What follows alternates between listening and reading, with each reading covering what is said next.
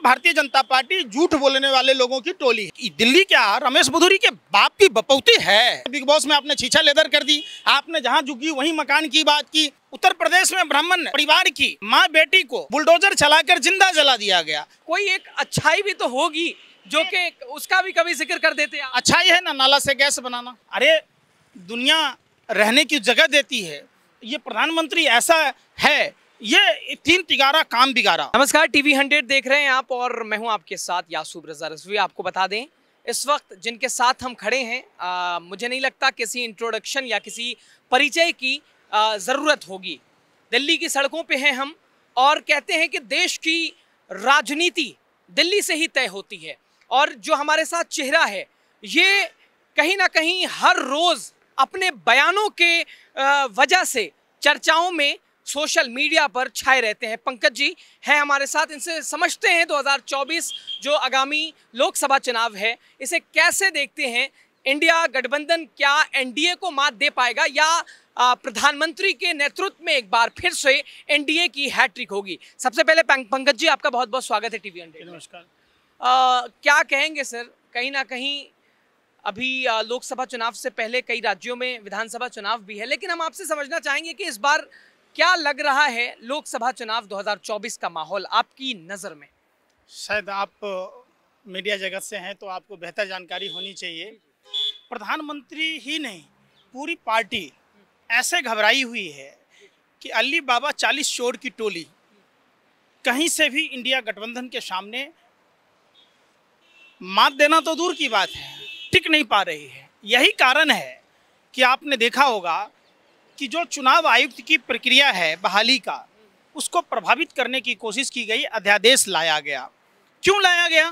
कि अपने मनमाफिक चुनाव आयुक्त की बहाली करके हम एन केन प्रकारेण चुनाव जीत लें, लेकिन चुनाव आयुक्त से चुनाव नहीं जीता जाएगा। हाँ, आप हार का अंतर कम कर सकते हैं। अभी जो देश में एक माहौल है वो माहौल है प्रधानमंत्री से सवाल पूछता है भारत और पूरी सरकार पर थूकता है भारत। पूछता है कि आप शिक्षा की बात कब करेंगे, आप रोजगार की बात कब करेंगे, आप स्वास्थ्य की बात कब करेंगे, आप गंगा सफाई की बात कब करेंगे, आप बीफ एक्सपर्ट बंद कब करेंगे, कब तक गौ हत्या के नाम पर मॉब लिंचिंग करते रहेंगे? ये सरकार आपकी है, आप गाय को राष्ट्रीय पशु घोषित कीजिए, आप बीफ एक्सपर्ट बंद कीजिए। तो बीफ एक्सपर्ट में भारत नंबर 1 कैसे बना?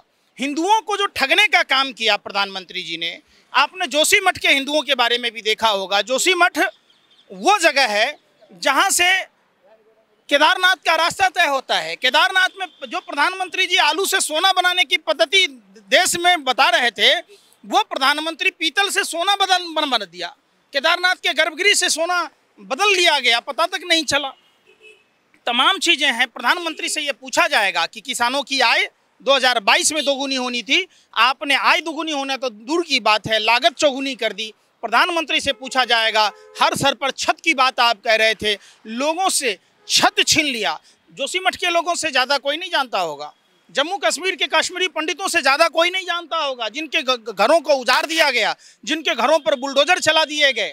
तो ये तमाम चीज़ें हैं। अभी उत्तर प्रदेश में ब्राह्मणों पर हमले हुए, आपको वो भी पता है। उत्तर प्रदेश में ब्राह्मण परिवार की माँ बेटी को बुलडोजर चलाकर जिंदा जला दिया गया। अरे दुनिया रहने की जगह देती है, ये प्रधानमंत्री ऐसा है, ये तीन तिगारा काम बिगाड़ा। इनके जो तीन तिगड़ी हैं अमित शाह, योगी और मोदी की जोड़ी, वो बीजेपी का सत्यानाश कर देगी। नहीं, सब ठीक है पंकज जी, लेकिन कहीं ना कहीं आप अक्सर चूंकि आलोचना ही करते हैं प्रधानमंत्री जी की, और मैं समझता हूं कि करना भी चाहिए चूंकि ये लोकतंत्र है और मौजूदा सत्ता जो होती है उससे सवाल पूछा जा सकता है। लेकिन कहीं ना कहीं पंकज जी कोई एक अच्छाई भी तो होगी जो कि उसका भी कभी जिक्र कर देते हैं। अच्छाई है ना नाला से गैस बनाना, अच्छाई है ना A+B के होल स्क्वायर में 2AB एक्स्ट्रा निकाल लेना, बादलों से राडार को छुपा देना, ये सब अच्छाई है उनकी। जब इतने बड़े व्यर्थ शास्त्री, इतने बड़े आविष्कार करता, तो गैस सिलेंडर के दाम कैसे बढ़ रहे हैं? ये भी तो अद्भुत वैज्ञानिक है ना। तो इनसे सवाल पूछिए, आप लोग मीडिया के लोग हैं, आप सवाल पूछिए कि 45 साल का से ज़्यादा का रिकॉर्ड कैसे टूट गया। 2019 की वैकेंसी थी, देश के युवा रीड होते हैं और उन युवाओं ने जो कंप्यूटर बेस्ड टेस्ट पास किया था, फिजिकल पास किया था, मेडिकल पास किया था, उनको ज्वाइनिंग लेटर क्यों नहीं दिया गया? 2019 की रेलवे की वैकेंसी थी, उनको युवाओं को क्यों नहीं दिया गया? आप हिंदू मुसलमान करते, कपड़ों से पहचानते, कभी पोहा खिला के पहचानते, कभी कुछ भी कहते, तो पहचानिए ना उन लोगों को प्रधानमंत्री जी, कि जिन हिंदू युवाओं ने फॉर्म भरा था उनको नौकरियां नहीं मिली। कब तक हिंदू मुस्लिम का कार्ड खेलते रहेंगे और हिंदू युवाओं को, हिंदू परिवारों को धोखा देते रहेंगे? ये तो सवाल बनता है। हम आलोचना नहीं कर रहे, हम सवाल पूछ रहे हैं। प्रधानमंत्री जी ने बंगाल के चुनाव में, आपको याद होगा, लक्ष्मी देवी उस समाज की विधवा बहू है जिस केवट ने प्रभु श्री राम को नदी पार कराया। जो प्रभु श्री राम हम लोगों को भव से सागर पार कराते हैं, उस लक्ष्मी देवी के साथ प्रधानमंत्री जी ने फ्रॉड और चीटिंग की। ब्रांड एम्बेसडर बनाने के बाद उनको मकान तक नहीं मिला। तो आप उस पर सवाल अगर पूछ लिया तो आप आलोचना कहते हैं। आलोचना नहीं कहते, हम आईना दिखा रहे हैं। प्रधानमंत्री जी, अपना फेशियल मसाज कराने से, 80,000 का मशरूम खाने से, 10 लाख का सूट, 5 लाख का बूट पहनकर 24 घंटा झूठ पर झूठ बोलने से देश का कायाकल्प नहीं होगा। आप कहते हैं हम छुट्टी नहीं लेते। जब छुट्टी नहीं लेते तो राजस्थान में चुनाव प्रचार करने कैसे जाते हैं? मध्य प्रदेश में कैसे जाते हैं? गुजरात में कैसे जाते हैं? चुनाव प्रचार में जाते तो ये छुट्टी नहीं है। आप एक बात बताइए, आप एंकर हैं, आप किसी पार्टी का प्रचार करने जाएंगे तो ये छुट्टी हुआ कि नहीं हुआ? तो प्रधानमंत्री झूठ बोलते हैं। प्रधानमंत्री जी परिवारवाद पर बोलते। प्रधानमंत्री जी बता दीजिए, पीयूष गोयल जी आपके यहाँ मंत्री हैं, उनके पिताजी वेद प्रकाश गोयल जी वाजपेयी सरकार में मंत्री रहे, उनकी माँ माटुंगा से 3 बार विधायक है, कोई अनाथ आश्रम से आए हैं क्या पीयूष गोयल जी? अमित शाह के बेटे अगर जैसा नहीं होते तो क्या बीसीसीआई के सेक्रेटरी बनते?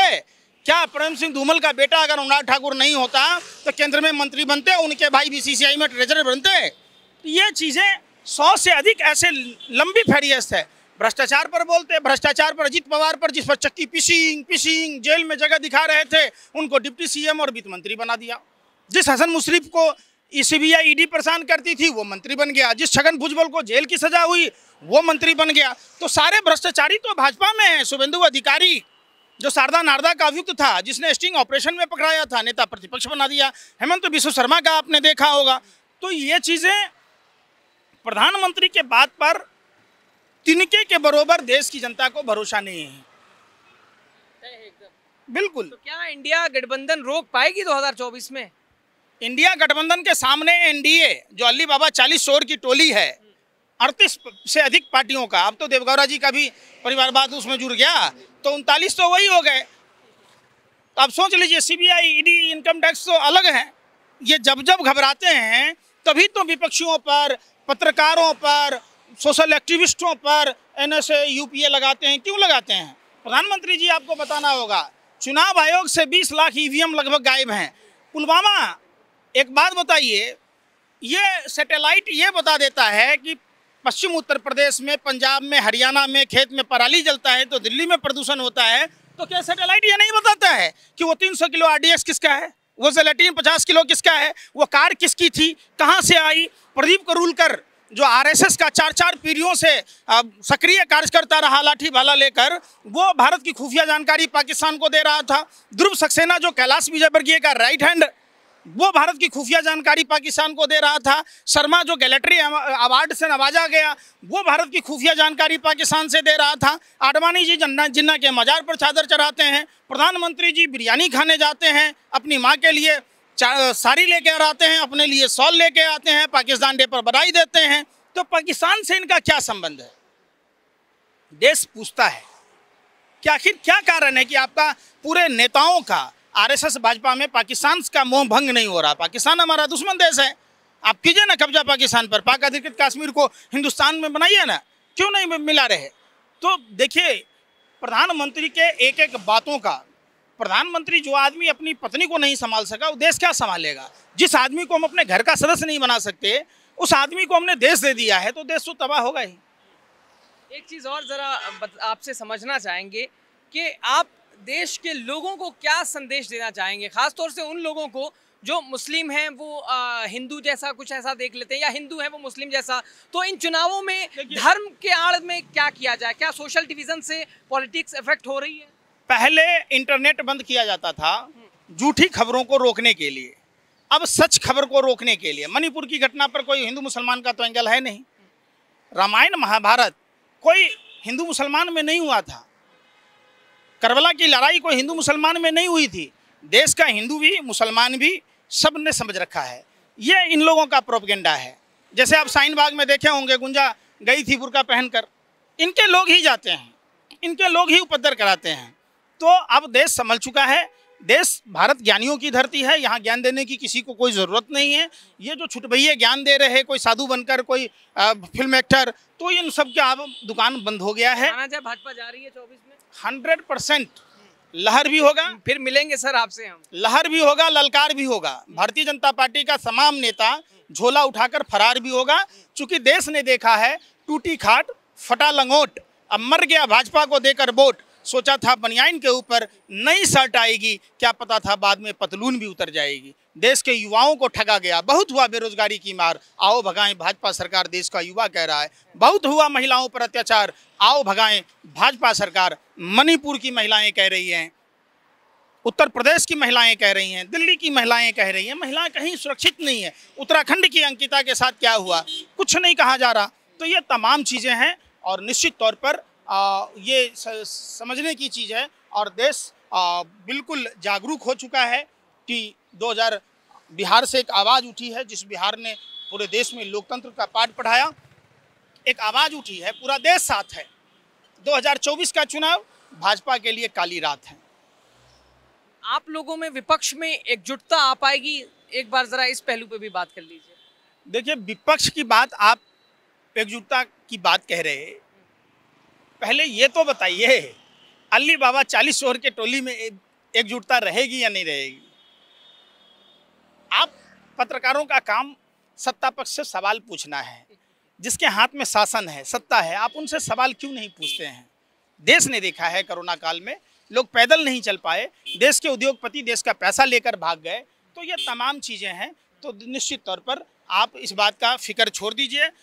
हाँ, आखिर में एक चीज़ और ज़रा सा, रमेश बिधूड़ी का नई संसद में और बिल्कुल पहले हफ्ते की ही सत्र चल रही थी हम कह सकते हैं, और उसमें शब्दवाली जो उन्होंने इस्तेमाल की है, जिस भाषा का उन्होंने यूज़ किया है, तो इसे पंकज जी कैसे देखते हैं? देखिए, रमेश बिधूड़ी टपोरी की तरह है। जिस टीम का कैप्टन ही ओडीडी टपोरी की भाषा बोलता हो, तो बाकी सांसदों का क्या कह सकते हैं? रमेश बिधूड़ी जैसे लोगों को पता नहीं प्रधानमंत्री क्यों चुप और मौन है, सत्ता का फेविकॉल उनके गले में क्यों अटका है। वो पूर्वांचल के लोगों को दिल्ली से भगाने की बात कह रहा था, तो दिल्ली क्या रमेश बिधूड़ी के बाप की बपौती है? जो आप बताइए, जो भाजपा में पूर्वांचल के लोग थे उसको मारा पीटा, मनोज तिवारी जैसा नचनिया गजनिया बजनिया जब रोड पर चित्रा त्रिपाठी के साथ घूम रहा था, वहाँ महिला शिक्षिका को अपमान कर रहा था, तब गाना गा रहा था कि नहीं? उस समय गाना गाने के लिए एमपी को कहेंगे अरे भाई भगवान के भाई है आप 5 रुपये के अंडा नहीं है। बिग बॉस में आपने छीछा लेदर कर दी, आपने जहाँ झुकी वहीं मकान की बात की। आप पूरी भारतीय जनता पार्टी झूठ बोलने वाले लोगों की टोली है। रमेश बिधूड़ी की बात पर हम आते हैं। रमेश बिधूड़ी किसानों को क्या नहीं कहा? रमेश बिधूड़ी पूर्वांचल के लोगों को मारा पीटा भगाने की बात की। रमेश बिधूड़ी ने किस तरीके से अल्पसंख्यक समुदाय, यानी खास करके आप देखे होंगे सिख कम्युनिटी के साथ भी गलत इस शब्दों का इस्तेमाल किया था। तो ऐसे टपोरी लोगों का पार्टी है भारतीय जनता पार्टी। सारे अपराधी, सारे बलात्कारी जिसके हाथ में है भाजपा का झंडा, समझो वो भ्रष्टाचारी, बलात्कारी या तो गुंडा। चलिए सर, बहुत बहुत धन्यवाद टीवी 100 से बात करने के लिए। तो दोस्तों, ये थे हमारे साथ पंकज जी। मुझे नहीं लगता कि इन्हें किसी परिचय की ज़रूरत होगी, क्योंकि सोशल मीडिया के माध्यम से आपने भी इन्हें देखा होगा। लगातार भारतीय जनता पार्टी की और प्रधानमंत्री नरेंद्र मोदी जी की आलोचना के तौर पर जाने जाते हैं, पहचाने जाते हैं, और सही मायनों में सत्ता से सवाल पूछने का काम करते हैं। वही दिल्ली की सड़कों से हम आपको दिखाने की कोशिश कर रहे थे। दिल्ली से टीवी 100 के लिए सूर्यांशु के साथ रजा की खास रिपोर्ट।